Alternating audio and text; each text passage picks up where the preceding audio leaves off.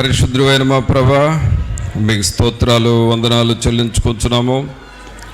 మహోన్నతుడా మా ప్రభానే యేసు, మిమ్మల్ని స్తుతిస్తూ ఉన్నామయ్యా. మిమ్మలను స్తుతించుటకును, మిమ్మలను గూర్చి పాడి కీర్తించి ఘనపరచుటకును సహాయము చేయండి. మీ కృపలో మమ్మలను బలపరచమని ప్రార్థన చేస్తూ ఉన్నాము. మీరు మాకు ఇచ్చిన ఈ సమయాన్ని బట్టి మీకే స్తోత్రాలు వందనాలు చెల్లిస్తూ ఉన్నాము. కృపామయుడా, దయా సత్య సంపూర్ణుడా, మీకే స్తోత్రాలు వందనాలు చెల్లిస్తూ ఉన్నాము. మీరు ఈ ఆరాధనకు అధ్యక్షత వహించండి. తండ్రిని ఘనపరచుటకును, రక్షకుడైన యేసుక్రీస్తును మహిమపరచుటకును, మేము నాయన పరిశుద్ధాత్మనితో సహవాసము చేయుటకును కృపను దయచేయండి ప్రభా. మా అంతరంగములను మీరు కనికరించండి, మా అంతరంగములను మీరు బలపరచండి. మీ ఆత్మశక్తిని, ఆత్మ పట్టుదలను మాకు మీరు దయచేయండి. ఆత్మ విషయమై తీవ్రత కలిగి ఉండమని చెప్పినారు, అలాగే దేవుని విషయంలో పట్టుదల కలిగి ఉండమని చెప్పినారు. మీ యొద్ద సహనముతో కనిపెట్టమని మీరు చెబుతున్నారు ప్రభా. అట్టి నాయన స్వభావం మాకు మీరు దయచేయండి. తండ్రి అయిన దేవా, మీ సన్నిధిలోనికి వచ్చి మిమ్మల్ని వేడుకొంచున్నాము. మీరు మాకు అధ్యక్షత వహించండి. ఏ రీతిగా మిమ్మల్ని స్తుతించి గణపరచవలనో సమస్త విషయాల్లో మీరే మీ కృపను మాకును మీరు సమృద్ధిగా మీరు దయచేయండి. ఈ ఆవరణమంతా మీ సన్నిధితో నింపండి ప్రభా. పాటలు పాడుచుండగా ఆ పాటల ద్వారా దేవుని యొక్క ఆత్మ మమ్మలను బలపరచునట్లుగాను, మిమ్మలను మహిమపరచువారముగా చేయండి ప్రభా. అలాగే మాలో ఉన్నటువంటి నిర్లక్ష్యము, నిర్లిప్తత సంపూర్ణంగా తొలగిపోనట్లుగా చేయండి. దుష్టుని యొక్క ఆటంకములు మాలో కానీ, ఈ ఆవరణంలో కానీ ఎవరిలో ఎక్కడ ఆటంకములు లేకుండా చేయండి ప్రభా. అడ్డుబండయు అడ్డు గోడలను కూలద్రోయమని ప్రార్థన చేస్తూ ఉన్నాము. మిమ్మలను ఘనపరచుటకు మాలో ఉన్న అభ్యంతరములన్నిటినీ మీరు తొలగించండి. పరిశుద్ధాత్ముడా, మీరు మా మధ్య కదలండి. మీ కొరకు మేము మార్గమును సరళము చేయువారముగా చేయండి నాయన. మీరు మా మధ్య సంచరించున్నట్లుగా మా పరిసరాలను, మమ్ములను పరిశుద్ధపరచమని ప్రార్థన చేస్తూ ఉన్నాం. రాజులైన యాజక సమూహముగా మమ్మల్ని ఇక్కడ చేర్చి మహిమా ఘనత ప్రభావాలు మీరే ఆరోపించుకొనమని నజరేయుడైన యేసు నామమున అడిగి వేడుకొనుచున్నాము తండ్రి, ఆమేన్. పాటలు పాడుకుందామండి. నీతో నేను నడవాలని, నీతో కలిసి ఉండాలనే,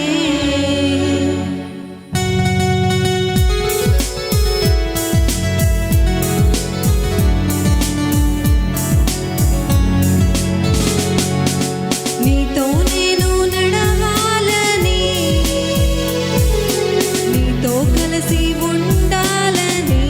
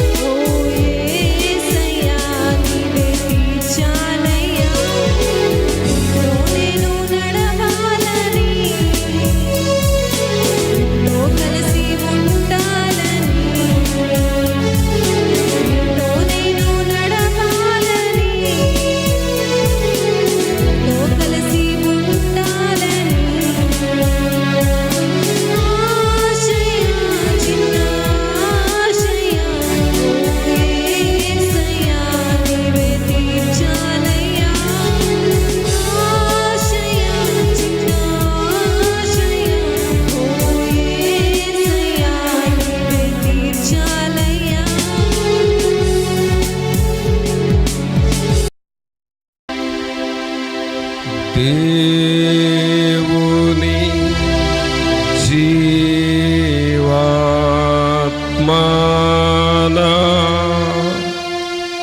మీదికి రమ్ము. దేవుని జీవాత్మనా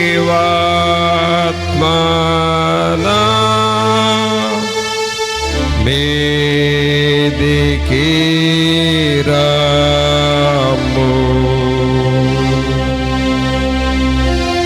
వీరాచు వంచు మాలాచు నింపు దేవుని జీవాత్మనా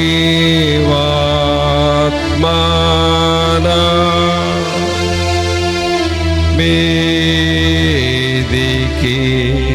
రమ్ము.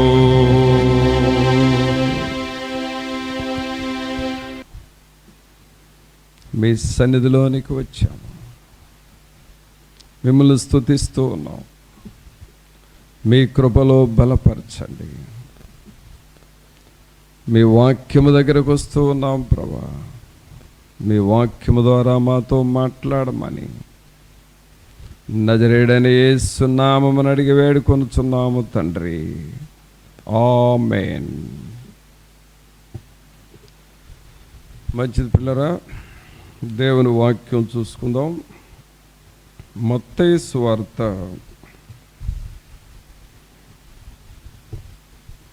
3వ అధ్యాయము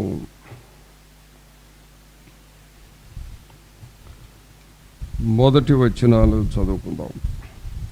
మత్తయి సువార్త 3వ అధ్యాయము 1 నుండి. ఆ దినముల యందు బాప్తిస్మమిచ్చు యోహాను వచ్చి, పరలోక రాజ్యము సమీపించి ఉన్నది, మారు మనసు పొందుడని యోదయ అరణ్యములో ప్రకటించుచుండెను. ప్రభువు మార్గము సిద్ధపరచుడి, ఆయన త్రోవలు సరళము చేయుడని అరణ్యములో కేకవేయునొకని శబ్దము అని ప్రవక్త అయిన యెషయా ద్వారా చెప్పబడిన వాడితడే. పిల్లరా, ఇక్కడ మనం చదివిన ఈ వాక్యము పాత నిబంధనకు క్రొత్త నిబంధనకు లింకు చేయబడిన రెఫరెన్స్ ఇది.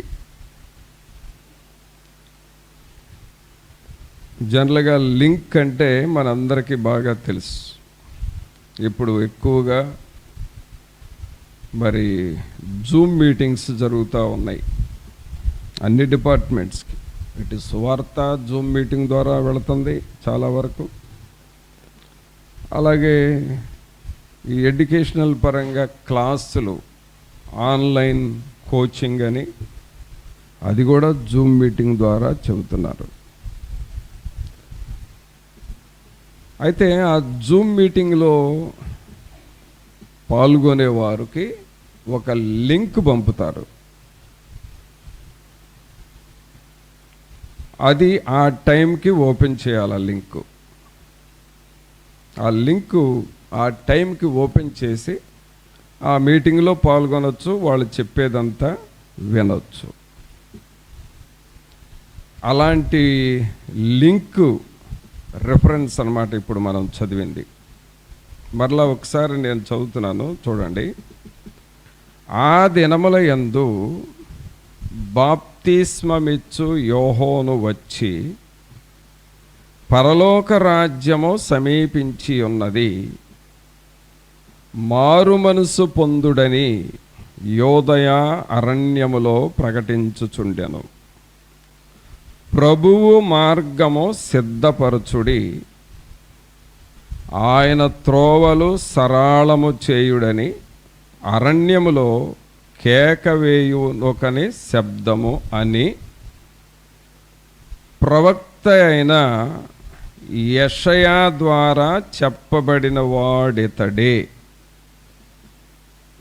ఇప్పుడు ఇక్కడ యెషయా అనే పేరు ఉంది కదా. యెషయా అంటే మనందరికీ తెలుసు, ఒక గొప్ప ప్రవక్త, మేజర్ ప్రాఫిట్. అలాగే ఈయన ఓల్డ్ టెస్టిమెంట్, పాత నిబంధనకు సంబంధించిన వ్యక్తి.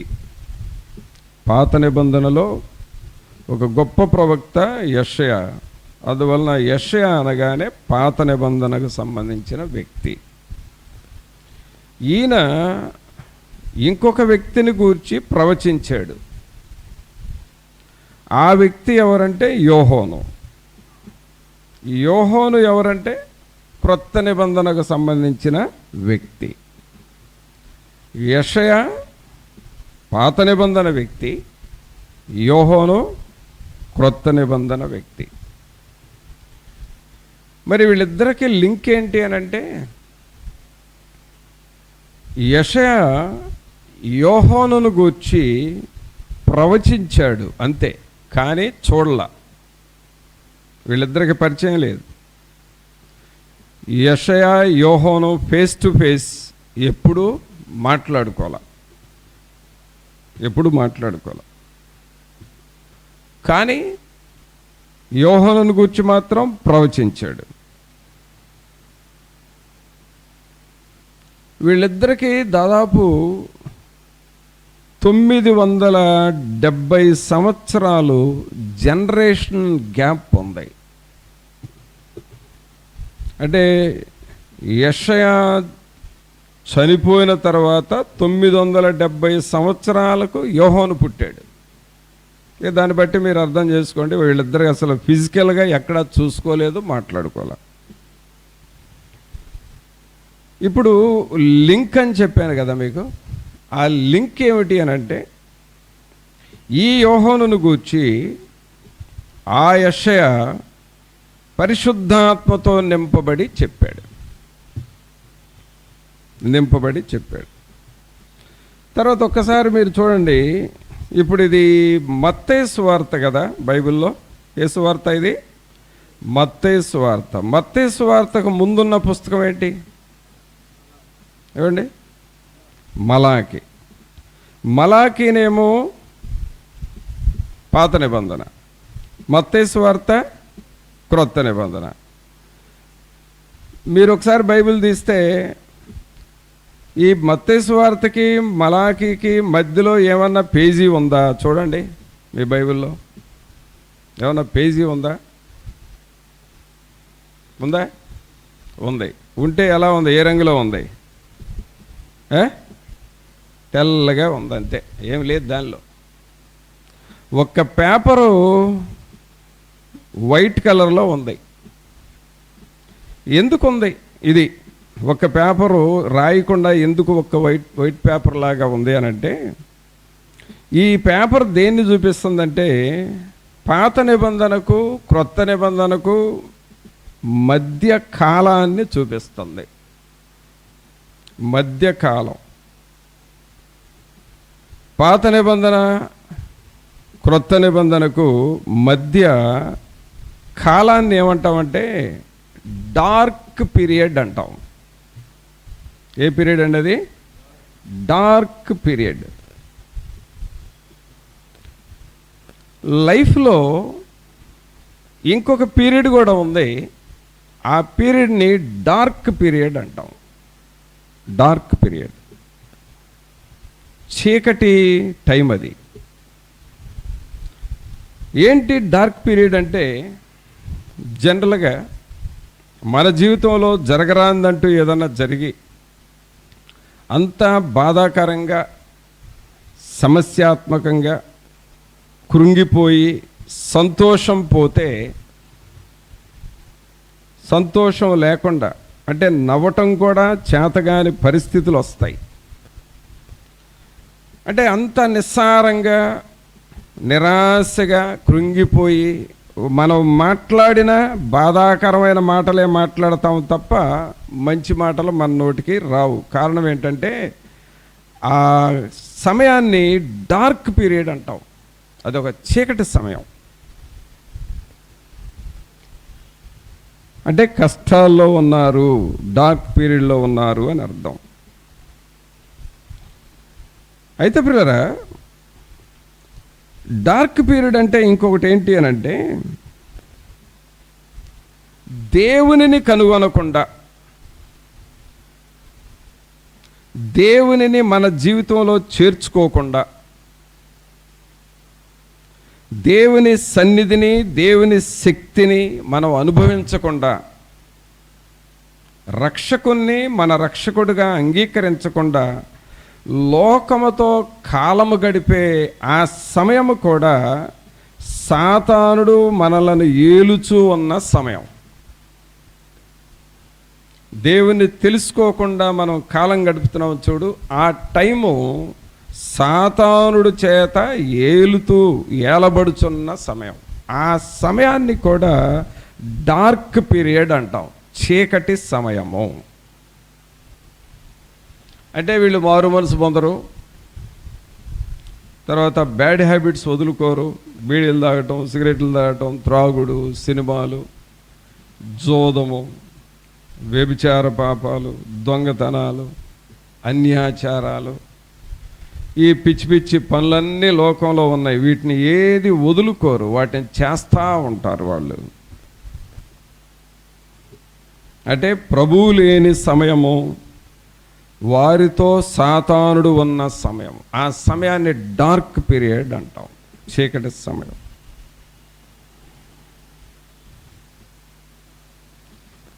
ఇప్పుడు మలాకీ నుండి మత్తయి సువార్తకు మధ్యలో డార్క్ పీరియడ్ ఉంది కొంత. ఎందుకు దాన్ని డార్క్ పీరియడ్ అంటున్నామంటే, దేవుడు యెషయా గారి టైంలో ప్రజలతో మాట్లాడాడు, కానీ మలాకి తర్వాత ప్రభువు ప్రజలతో మాట్లాడటం ఆగిపోయింది. అంటే దేవుని స్వరము లేని రోజులైపోయినాయి. మరి మోరియా పర్వతం మీద అబ్రహాముతో దేవుడు మాట్లాడాడు. అబ్రహామా, అబ్రహామా, నీ కుమారుని నాకు బలి ఇచ్చినట్లే అన్నాడు. అక్కడ దేవుడు మాట్లాడాడు. నెబో పర్వతం మీద మోషే గొర్రెలు మేపటానికి వెళితే అక్కడ మండుచున్న పొదను చూసి ఆ పొద ఎలా కాలిపోలేదో దగ్గరకు వెళతా ఉంటే ఆ పొదలో నుండి, మోషే నీ కాళ్ళకున్న చెప్పులు వదిలిపెట్టరా అన్నాడు. అంటే దేవుడు అక్కడ మాట్లాడాడు.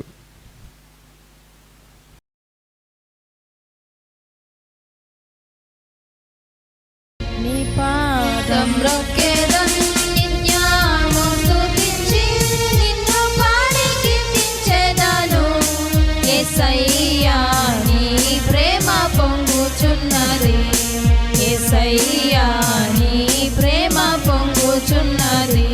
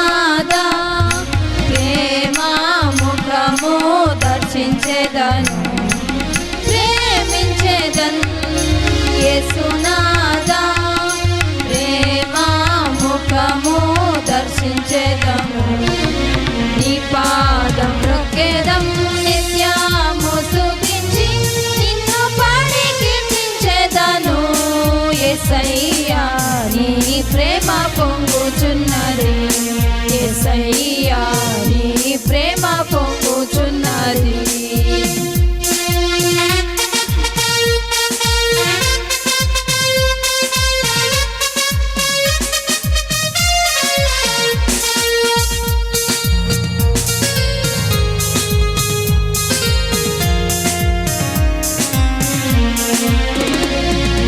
పరిశుద్ధమైన కీర్తికును ప్రకాశమైన శిఖరముపై, పరిశుద్ధమైన కీర్తికును ప్రకాశమైన శిఖరముపై శీఘ్రముగా చేర్చెదవు, సియోనులో నిన్ను కీర్తించెదను.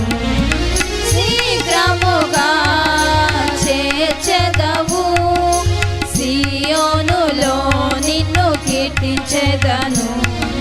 నీ పాదం మ్రొక్కెదం నిత్యము స్తుతించి, నిన్ను పాడి కీర్తించెదను.